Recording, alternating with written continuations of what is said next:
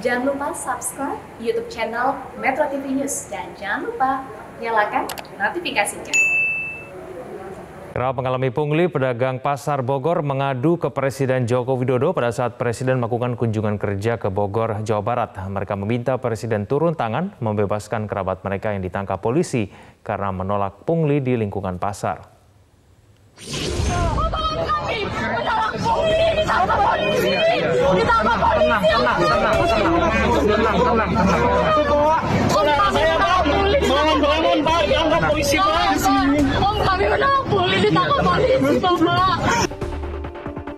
Inilah curahan Kurniali kepada Presiden Joko Widodo saat melakukan kunjungan kerja ke Pasar Bogor di Bogor, Jawa Barat pada Kamis 21 April.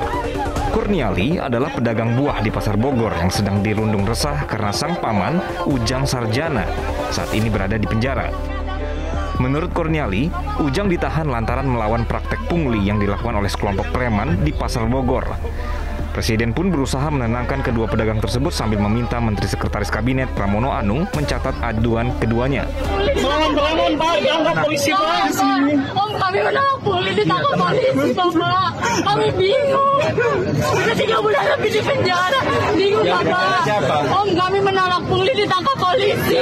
Yang di penjara siapa? Om, Para pedagang di sini Ujang namanya Ujang Sarjana, Bapak. Ujang Sarjana, Pak. Ditemui di kiosnya sehari setelah kedatangan Presiden, Kurniali menyatakan para pedagang saat ini merasa terancam dengan praktek pungli yang masih terjadi. Ia berharap kasus yang menimpa pamannya karena melawan aksi premanisme di pasar bisa segera terselesaikan. Kenapa om saya yang cuma berjualan gitu bisa ditangkap, sementara kenapa yang preman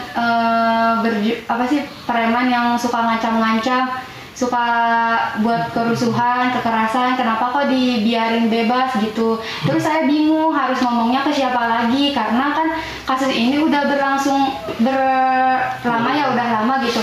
Terus pihak dari dari pengacara pun memang udah menyurati ke sana kemari, ke berbagai pihak, ke DPRD, ke Komnas HAM bahkan ya Pak. Yeah. Usai aduan Kurniali kepada Presiden menjadi perhatian publik, Kapolresta Bogor, Kombes Pol Susatyo Purnomo Condro menyatakan pihaknya akan menindaklanjuti laporan tersebut. Kami, jajaran Forkopimda Kota Bogor, menindaklanjut dengan sangat serius terkait dengan laporan masyarakat kepada Bapak Presiden kemarin pada saat kunjungan di Pasar Bogor. Jika memang aduan pungli yang disampaikan oleh kedua pedagang ini benar, maka Presiden lagi-lagi tertampar. Pasalnya, lokasi pungli terjadi hanya berada selemparan batu dari Istana Presiden di Bogor. Selain itu, sejak awal menjabat, Presiden berkali-kali meminta anak buahnya untuk menindak segala bentuk pungutan liar. Tim Liputan Metro TV. Om, kami menolak pungli, ditangkap polisi. Yang di penjara siapa? Berbeda dengan pernyataan pedagang, Kapolresta Bogor Kota membantah penangkapan dan penahanan terhadap Ujang Sarjana karena ia menolak pungli. Menurut kepolisian, Ujang ditahan karena melakukan pengeroyokan. Apakah kemudian ada para pedagang kami lakukan pemeriksaan? Apakah memang ada paksaan dan segala macam? Itu sudah sering kami lakukan pemeriksaan atau operasi terhadap pungutan-pungutan liar yang ada di sana.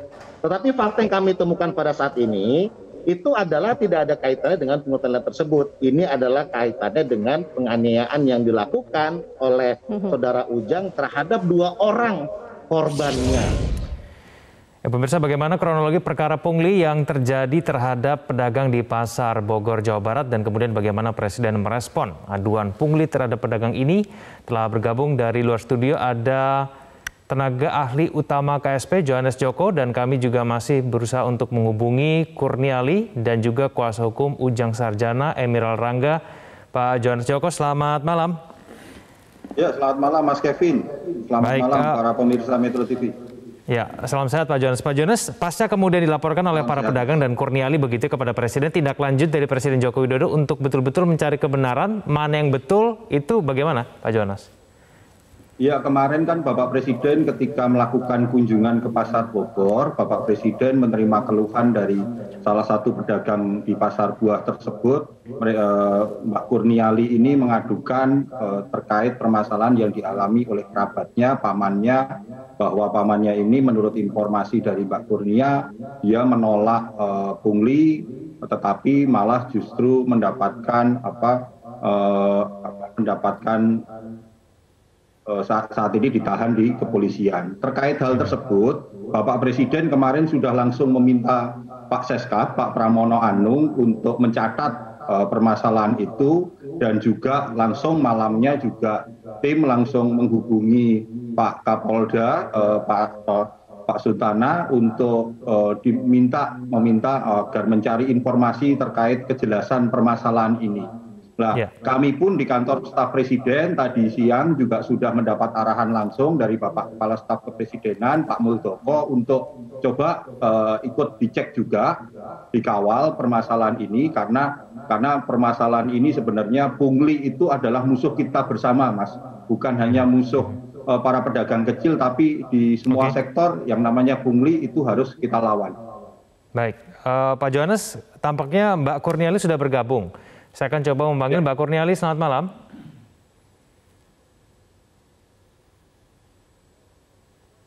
Baik, suaranya belum terdengar. Coba saya sapa Pak Emerald Rangga ya, juga sebagai kuasa hukum Ujang Sarjana. Pak Emerald Rangga, selamat malam. Oke, saya masih belum bisa mendengar suaranya. Mbak Kurniali, boleh cek suara sedikit? Boleh, suara saya. Oke, baik. Mbak Kurniali, kita sedang berbicara mengenai pungli ya. Bisa tidak diceritakan, ini pungli yang kemudian dialami oleh pedagang pasar Bogor, Ujang Sarjana, itu bentuknya seperti apa, berlangsung sudah berapa lama, dan apakah memang orang-orang yang melakukan pungli itulah yang kemudian mengaku dikeroyok oleh Ujang Sarjana? Silakan, Mbak Kurniali. Iya, betul. Jadi pada saat kejadian tersebut, nah om saya itu kan sedang berjualan di pasar Bogor. Kemudian ada sekelompok preman yang membuat kegaduhan. Nah, jadi tuh kegaduhannya itu, aksi premanismenya itu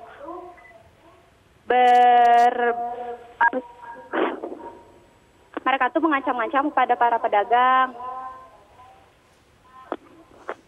Terus membawa senjata tajam dan memaksa para pedagang untuk membeli air mineral gitu.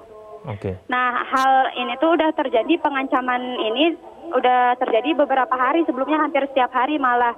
Nah, karena melihat hal tersebut kan, om saya itu ya jadi gimana ya, jadi risih gitu ya, ada kegaduhan terus hampir setiap hari gitu. Jadi kan wajar dong kalau misalkan om saya itu menegur para preman ini gitu.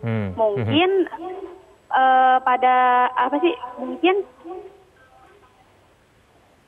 para preman ini tuh merasa keberatan mungkin ya, karena biasanya kan nggak pernah ada yang berani negur. Nah, ini ada yang berani negur, jadi terjadilah aksi cekcok mulut tersebut gitu. Oke, tapi Ujang sendiri, baik kemudian Mbak Kurniali, pernah tidak melaporkan mengenai persoalan pungli ini kepada pihak kepolisian ataupun Satpol PP di situ? Pernah melaporkan. Cuman katanya sih tanggapannya sebelum di atas 2.500.000 itu nggak termasuk pungli gitu. Oke. Nah, yang kita bingung kan, jadi pada prakteknya itu, para preman itu meminta uang jalur kepada para pedagang. Nah, kan jadi pertanyaan, uang jalur itu uang apa gitu kan? Sementara kami kan berjualan di tempat pemerintah, di tempat negara kami, di negara Indonesia gitu kan. Berarti kan kami mempunyai hak yang sama dong, kenapa mereka meminta uang jalur? Nah, terus kan kita nanya, uang jalur ini tuh uang apa? Terus mereka bilang, uang jalur buat JP.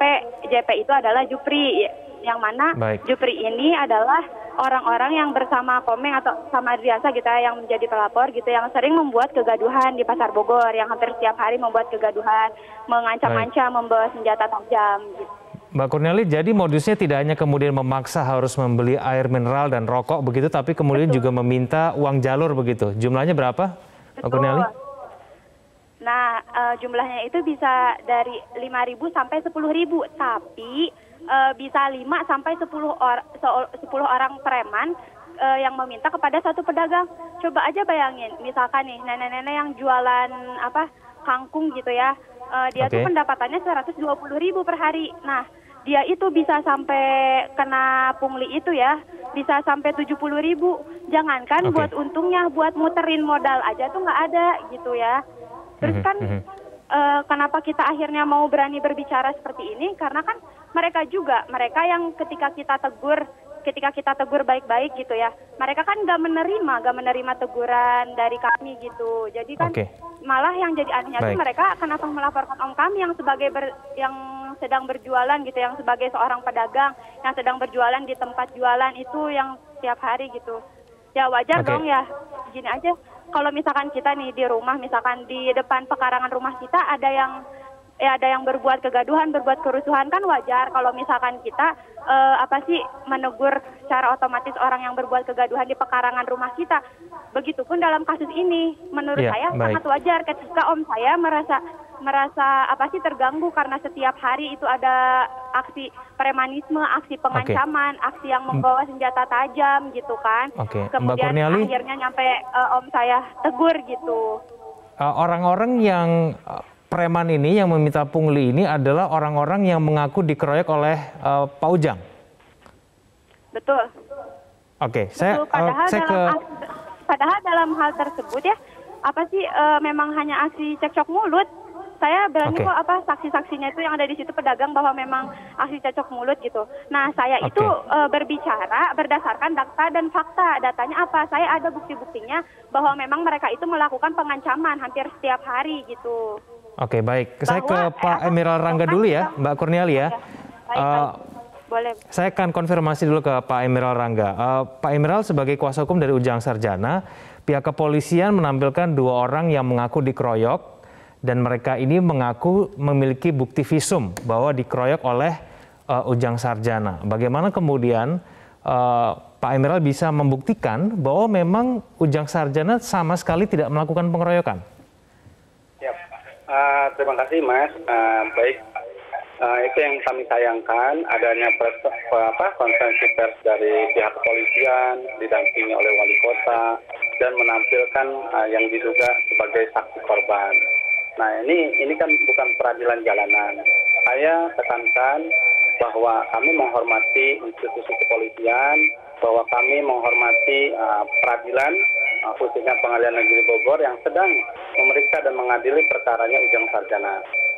Kami tidak sampai hati untuk menjustifikasi bahwa ini salah atau tidak, bahwa Ujang itu melakukan atau tidak, bahwa si pelapor juga salah di dalam melapor atau tidak.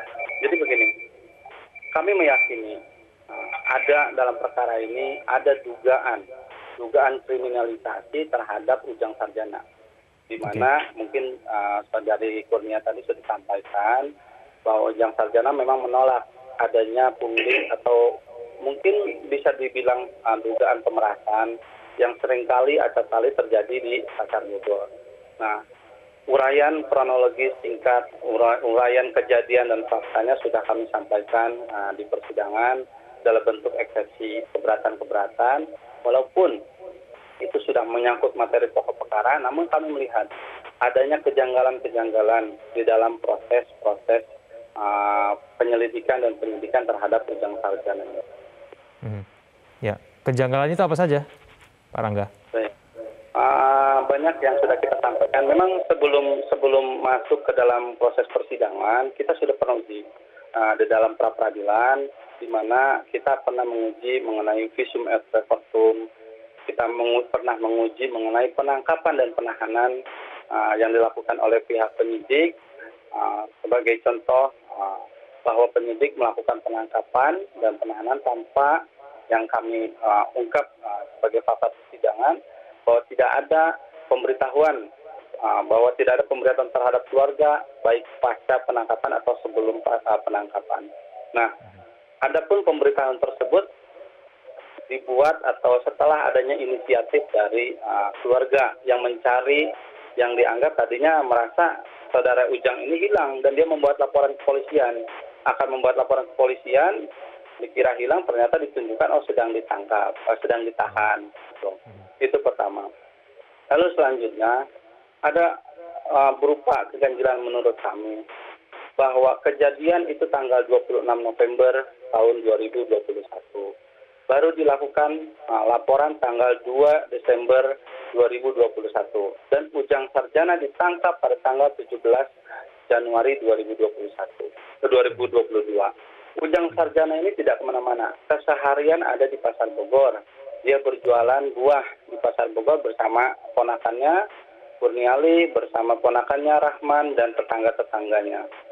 Namun sebelum penangkapan tidak ada pemanggilan baik dalam penyelidikan, baik dalam penyidikan, baik sebagai saksi ataupun tersangka. Tiba-tiba ditangkap dan dijadikan tersangka.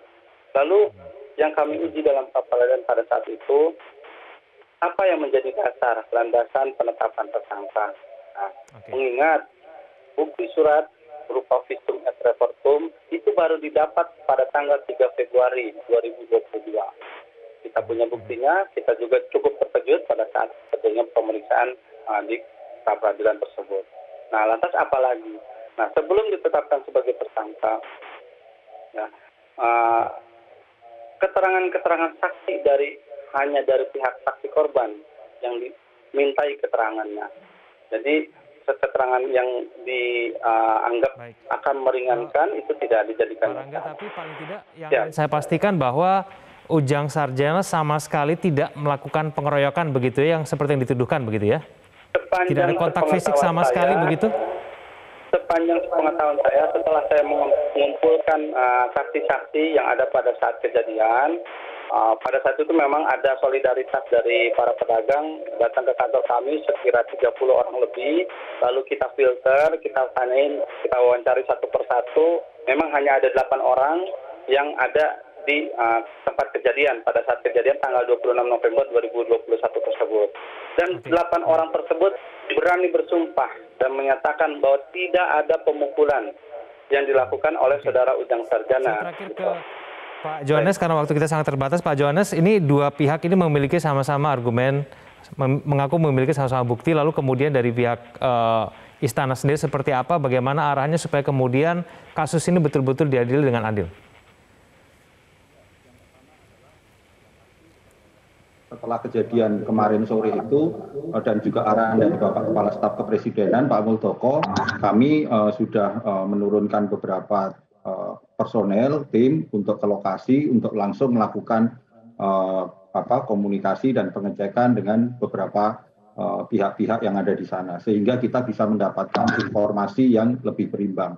Di samping itu saya ingin menyampaikan simpati dan empati kami kepada Mbak Kurniali dan kerabatnya Pak Ujang yang sedang mengalami permasalahan ini, tetapi percayalah bahwa seluruh proses hari ini mari kita kawal bersama agar proses ini berjalan dengan transparan dan seadil-adilnya, dan percayalah bahwa kemarin apa yang sudah Mbak Kurniali sampaikan kepada Bapak Presiden itu betul-betul menjadi perhatian kami, menjadi perhatian seluruh tim, apalagi sekarang permasalahan ini sudah menjadi perhatian berbagai media massa dan mungkin cukup ramai di media sosial. Begitu, Mas Kevin. Baik, kita tunggu nanti perkembangan selanjutnya, semoga kemudian betul-betul kebenaran bisa terkuak. Terima kasih Pak Johannes, terima kasih Mbak Kurniali, terima kasih Pak Emerald Rangga telah bergabung bersama kami di Prime Time News. Selamat malam.